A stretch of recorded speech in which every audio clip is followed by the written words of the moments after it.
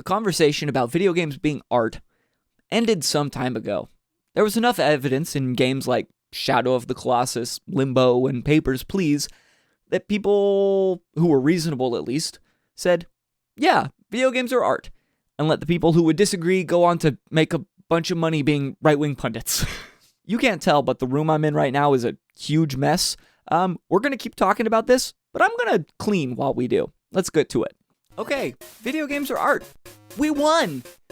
Yay! But then why do I not feel satisfied?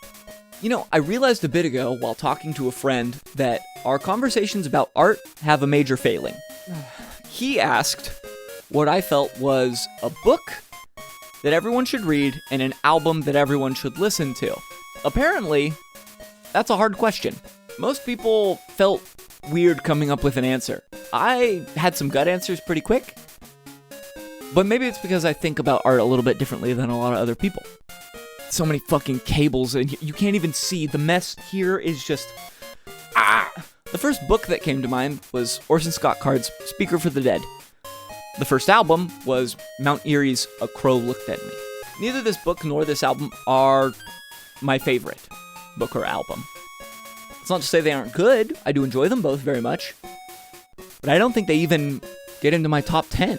For me, the works that I picked were things that changed me in some way, that were so impactful to me, they adjusted the way I see the world or myself. But I guess with discussion of impact, that's where I come back to games. Oh, this one has a power supply in it. I should probably hang on to that. Oh, and some stickers. We love stickers. Let's look at a top 10 games list here. I actually just found one. It has some good stuff. Most of them are games that people love. They're great games. But, well, games are kind of a complicated form of entertainment. There's so much more to judge about them than just artistic merit. But that brings me to a question. Are the games that don't have artistic merit the ones that you have to play, that everyone has to play at some point in their life before they die? I don't think so. For instance, I love third generation Pokemon. Ruby, Sapphire, and Emerald. I think they're fantastic games. A fun way to spend 100 to 200 hours of your time, if you're me. But I don't think something that is purely fun is necessarily the thing that everyone has to do. Fun is good to have. I like to have fun, and maybe that's what you value more.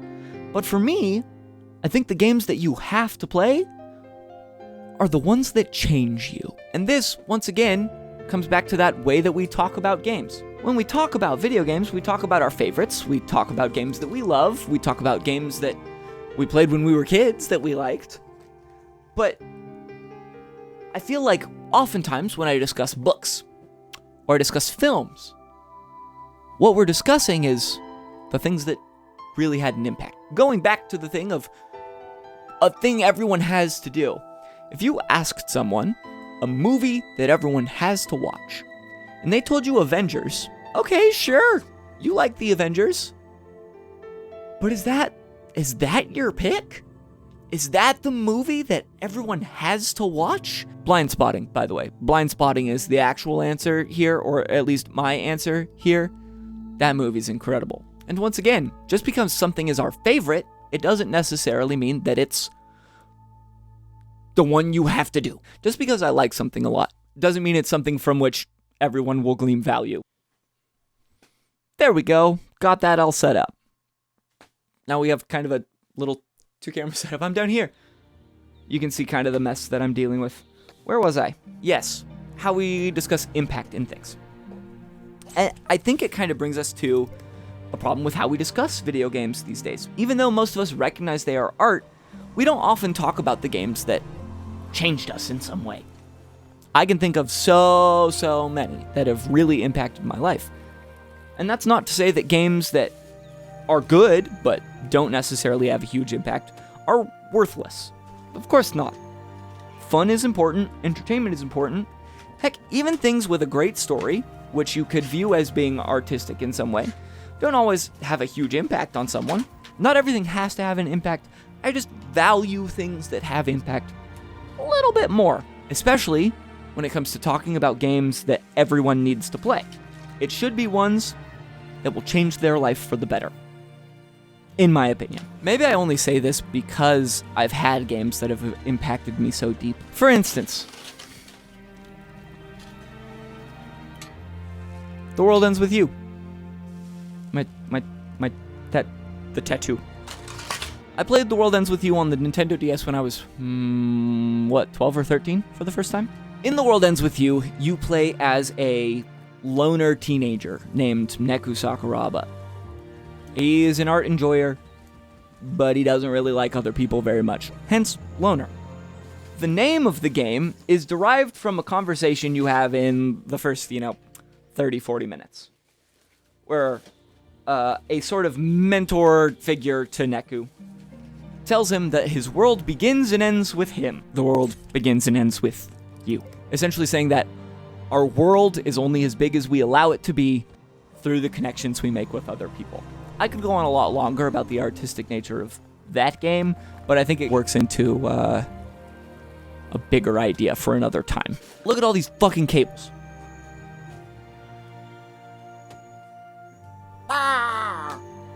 So where am I going with this? I'm figuring that out still. Can you tell I don't really have a script for this video? I think it's going really well. If video games are art, why don't we talk about them more often like they are? That's not to say that every discussion about video games has to be deep and philosophical, but I'd just like it to be more normalized to speak about it, especially in a more academic sense, I guess. Why aren't there more artistic analyses in, fancy collegiate journals about video games? Why didn't I have to read a paper about Shadow of the Colossus in college? I mean, I get that video games are a newer art form, and therefore it takes time to, 1, recognize them as art, and 2, to begin analysis from that standpoint. I guess that's one of the reasons I'm really grateful for a few of the people in, the YouTube space who are really, really delving into the artistic side of video games. Jacob Geller, Daryl Talks Games does a really good job of it. Those are the first two that come to mind. There are more that I will probably think of in a second. But that's the kind of discussion that I absolutely love. I need to mount that TV behind me as well. I don't know if I'll get to that today. Shid. Look at this strap. It's got a koi fish on it. It's pretty cool. I'm beginning to suspect I might have ADHD. We're actually making surprising progress for all of my distraction. I guess this is a good part in the video for me to just talk about games that were impactful to me, like I mentioned The World Ends With You earlier. Because I love The World Ends With You, but I actually don't know if it's my game that I think everyone should play. As much as I think it can be deeply impactful, I think there are many people who would struggle to find that depth in there in the same way that I found it. A more recent title that was deeply impactful to me was Disco Elysium. You've probably seen videos about that one before, but it's really fucking good. Nier Automata, masterpiece. That might be the one. That actually might be the one. I might have come to it really early in this list, but that might be the one. He's a what? He's a what? He's a music man. I think, the temptation is there to say a few classics. Legend of Zelda Ocarina of Time comes up a lot in just the games you have to play before you die. And it's a great game, and it does have some artistic depth, but it requires a little more analysis to really, get into how it has artistic depth. So I think it's not the most, artistically accessible. God, I'm throwing out so many cringe terms, man. Pedantry, Thy Name is Billy. God, that was even worse. You know what? There are actually a few really good video essays about Ocarina of Time and how artistically good it is. So if if you do want to kind of look into some of the incredible artistic depth in what is and was designed to be a silly game for kids, dude, check out Ocarina of Time. This video right here specifically, this one.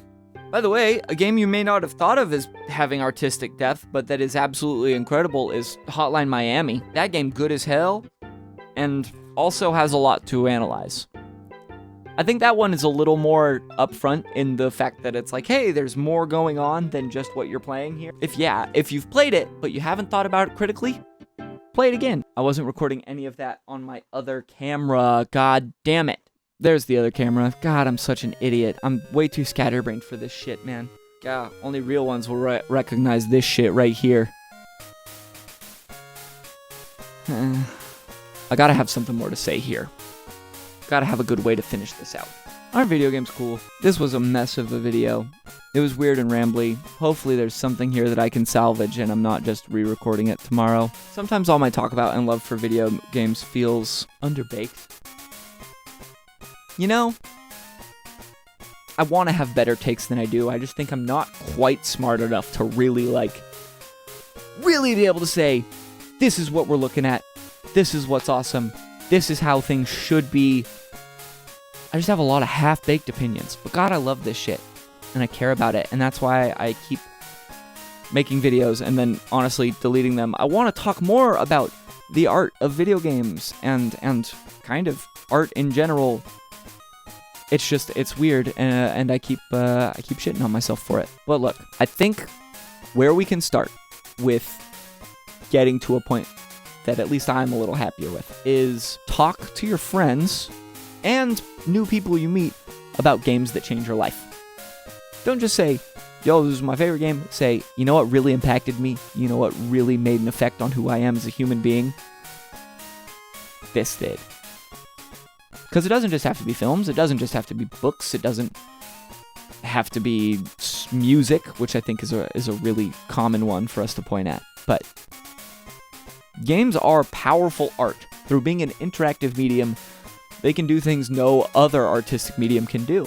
So I think it's important that we recognize that and allow that to become a more normal part of artistic conversation. That's what I'm working on. That's why I'm doing these little dumb videos and things. I hope you thought it was interesting. I hope you learned something or hope you were changed. This is not really art, although I guess it could be, and we could talk about that some other time because intention is whatever with art. Have a wonderful day. If you're still here, tell me the game that changed you. I'm curious. If it's one I haven't played before, I'd like to go play it. Yeah. Pasta la vista. Hasta la pizza. Buenos nachos. God fucking damn. Goddamn worst.